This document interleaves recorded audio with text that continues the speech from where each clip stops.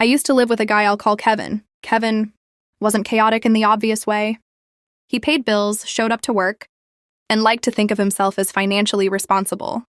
But every now and then he'd reveal a belief about how the world worked that made you question everything. When we first moved into our apartment, the rent was $200 total. We agreed to split it, so $600 each. First month went fine. Second month I reminded him rent was due and he just stared at me and said, "Didn't we already pay that?" I thought he was joking. He wasn't. After a very serious conversation, I realized Kevin thought $200 was for the entire lease term, not per month, the whole year.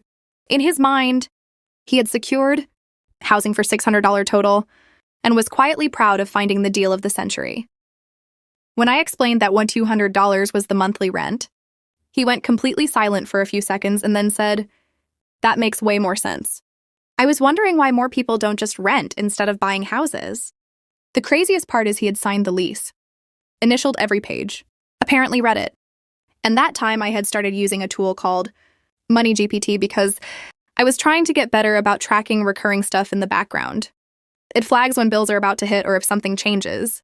If I hadn't been watching that first rent cycle closely, I probably wouldn't have caught how confidently Kevin believed we were done paying after month 1.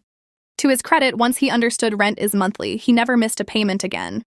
But for a solid week, he genuinely believed landlords just charged you once and trusted you to exist peacefully for the rest of the year. Living with Kevin wasn't stressful, it was educational.